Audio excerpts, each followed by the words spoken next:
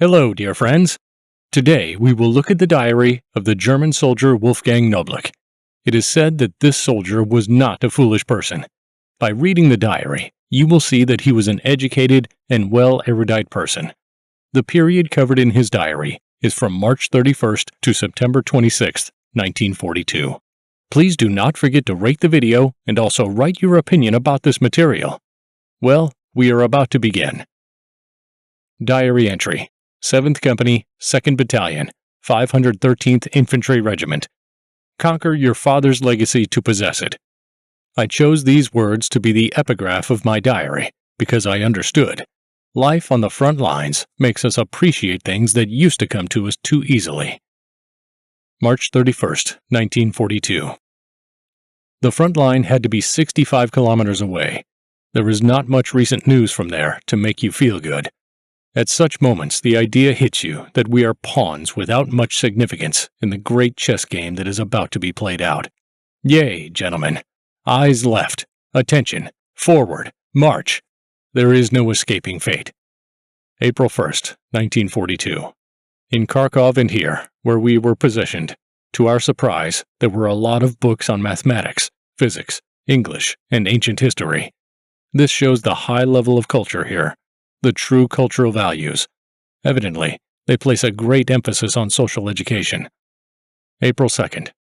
The village that became our deployment site is called Nepokrito. What I heard from my comrades was the story of about how only 2 weeks ago the Russians had advanced so far that they approached these places. For the sake of their own skins, they had to flee with all their might after having their guns blown up on the front line. April 3rd. This day marks the anniversary of my army service. As it was then, today I feel like I have a heavy heart. That feeling of being embarrassed in a new environment and not being able to make the adjustment to the circumstances around me always weighs me down. Happy are those for whom a new environment is not a problem, who quickly adapt. Until today, memories are the only relief. April 4th. Lots of new experiences, and not always pleasant ones. Many of them are exciting, but they are barely lasting.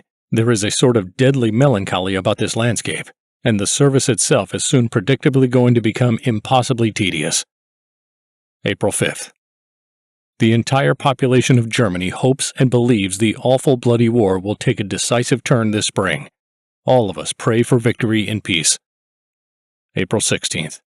The sergeant introducing me by giving all kinds of instructions tries to instill in me that in shooting the most important thing is not knowledge, but self-confidence. April 22nd. Those soldiers who were in France and the Balkans look forward to rotation and are bursting to go home. Their faith in our strength and our victory is absolute.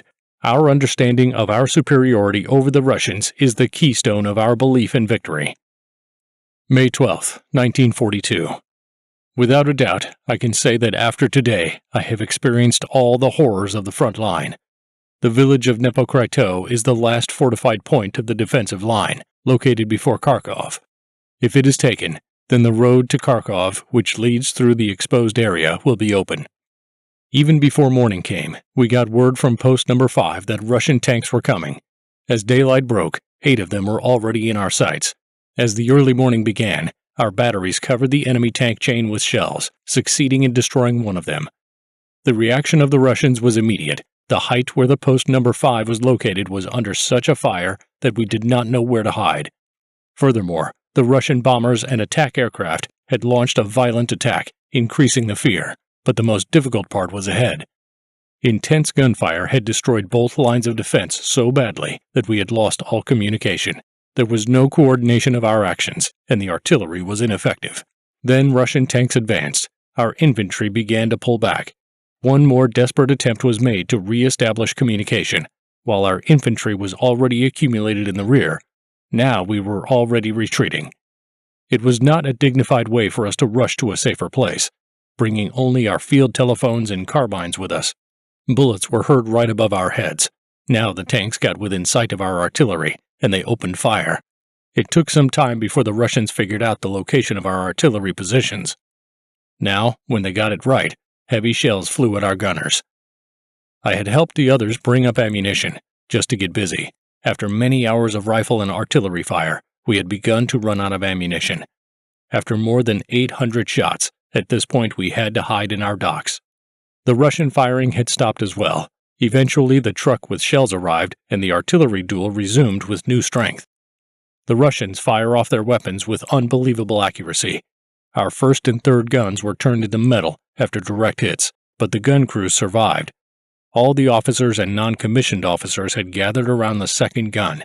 That was the only one that was still operational. I felt insecure when I saw such a large crowd, so I decided to move to another position. As soon as I shifted, 2 shells dropped on our guys. 8 men were instantly dead. 6 others were seriously wounded. After bandaging them up however we could, we started hurrying back. Our units were retreating. I was helping to carry them, so I had to throw away a small number of things I was going to bring with me. What I brought with me fit into the bag I used to carry the hardtacks and stuff.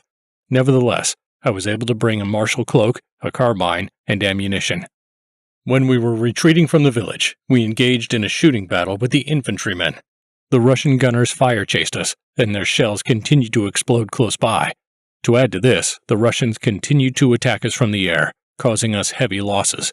Time was running out. It was already 4 o'clock in the morning. The German planes and tanks never appeared to support the infantry. We had to make a tough decision and abandon the guns. It seemed to me that we had done the correct thing by retreating, with the fighting. Finally, we made it to some gully. It was a relief when we got down into it, taking cover from the rifle fire. Behind some small wood, we halted to catch our breath. Thank God it was twilight. We were saved because otherwise the Russians would have shot us like rabbits in the open plain in front of Kharkov. There were 12 men left alive in our battery. May 21st. I was promoted to the rank of senior rifleman. It is hard to believe, the fact that I got rid of the routine responsibilities of battery service, which just makes you feel dumber, makes me terribly happy. May 27th. We are again transferred to the so-called reserve group. There are guys there who are still pretty young and need additional training, so I am now performing the duties of a non-commissioned officer. We spend whole days watching our subordinates washing the horses. It is quite normal that we are not happy about it. June 5th, 1942. In general, life here is not the best. All types of angry and unfair complaints about us are reported. The non-commissioned officers behave with particular disgust.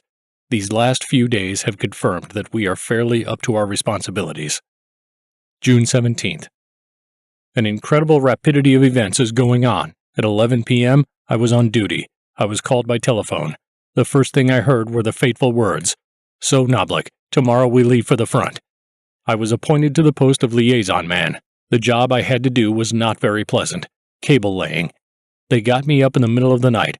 All of this happens because, unfortunately, I am considered young, and I can be put on any assignment, even the most unattractive one. What makes me sick is being tossed around like a stepson. Only 1 hour of sleep, and we are off on a march of several kilometers. I must admit, the beginning is not the most promising. The same day, we changed positions again. I am getting pretty fed up with all of this. Soon we will be crossing the Donets River. Over and over again, we drop to the ground, right into the horse crap. The mortar and gunfire is so intense that you just get a shudder out of it all. During the evening, we return to the battery. It is dawn, and we start moving east. Our infantry cannot hold up to the heavy mortar fire and is forced to retreat to the height of our observation post. Now the Russian tanks come into the fight. We drop our equipment and run as fast as we can. You cannot just run away from these steel monsters. I sit now in some muddy hole, knocked out of my strength, totally broken. There is no changing of socks, no soap or towel so I can wash my face. All I have with me is the sound of mortars, our regular accompaniment. What a dog's life! June 20th. The eventful days come and go. Life is hanging by a thread. The war, of course, is a horrible thing. We certainly curse it, but there are useful aspects to it too. This is a permanent living experience. We have new impressions. We see all the painful things about war, but so much of it has its own value. June 21st. I am completely drowned in my emotional feelings, and in general I have too many thoughts. What I often catch myself trying to comprehend is the rationality of the irrational. It's probably Russia that presses so hard on my mind. I yearn for mental food like a hungry dog yearns for a bone. Wish I could do some scientific work now. All that I have available at hand are Munich's reading book issues. They are my silent companions.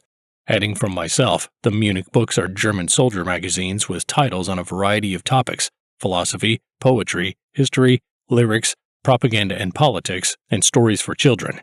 They encourage and calm me. Through their pages, I discover myself and sometimes even find answers to my difficult questions. They are my true friends from day to day, especially in the hours of solitary reflection. A gloomy mood reigns among soldiers and officers as well. All are unhappy, no enthusiasm. There is one and the same overwhelming desire to escape from this slaughter, to get away for a rest, to visit home, just to get a leave. The offensive spirit left us long ago. June 24th. A night of horror. For the last few hours of our stay in this shabby small village, it was suddenly a nightmare. We were woken at 1 o'clock in the morning by explosions of tremendous power. We jumped out of our beds and leaned against the floor. It was the signal that Stalin's heavy artillery had arrived at the front. Immediately we ran rapidly out of the house and used the basement as shelter. A heavy rain was falling. The village soon began to burn. The houses and the soldiers' faces lit up with the evil flames of the burning houses. July 6, 1942. The past week has been without good news. We are not happy with the state of our lives. Again, we are in the barracks. Just as soon as we got back from the front, training started up again. Here is the Prussian system for us. July 9th.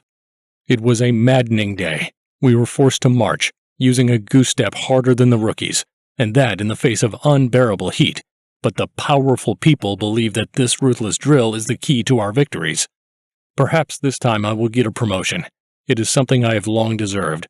Although my knowledge often exceeds that of the non-commissioned officers, I am trusted less.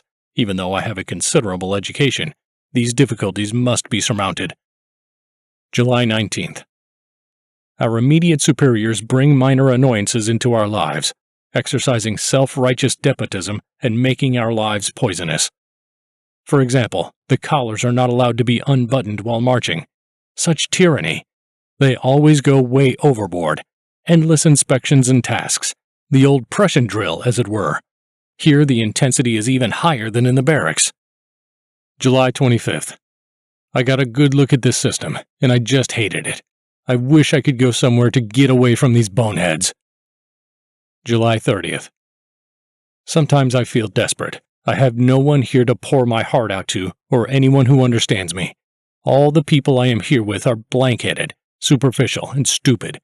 Avoiding talking about my experiences is the only way out. It is not easy, but I am used to it. I have to deal with it. I seek mental strength and peace of mind through prayer. Many times I imagine my homecoming. God, will these dreams someday become a reality? We would return that day as completely different people, with a whole new attitude toward life and an understanding of its value.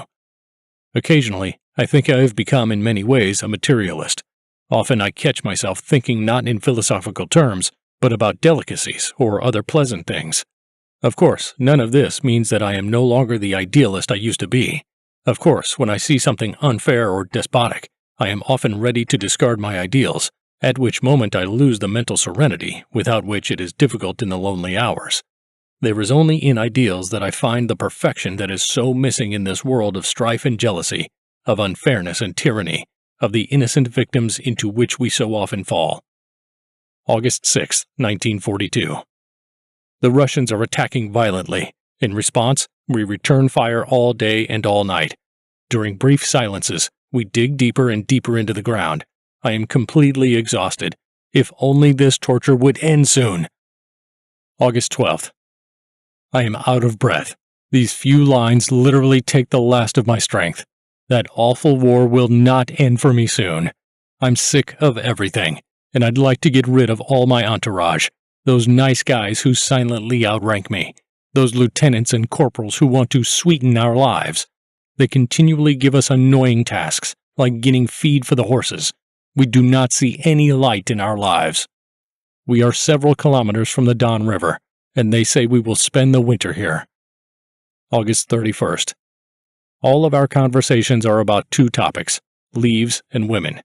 Yeah, women, even up here in Russia.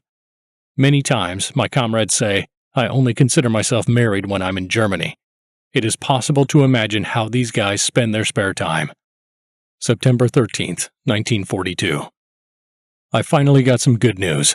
I was out of the liaison group and was transferred to observation post number 5. I leave the trenches with peace of mind, the shade and silence. What a good thing!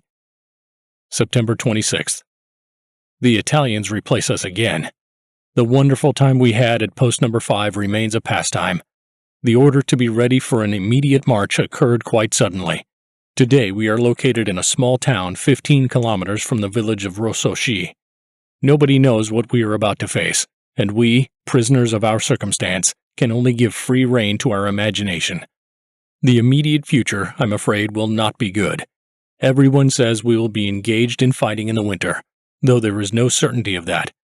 At the same time, in the back of our minds, everyone keeps hoping for a chance to get back to Germany for a pullback to the rear, though to the occupied countries. Wherever, but far away from Russia.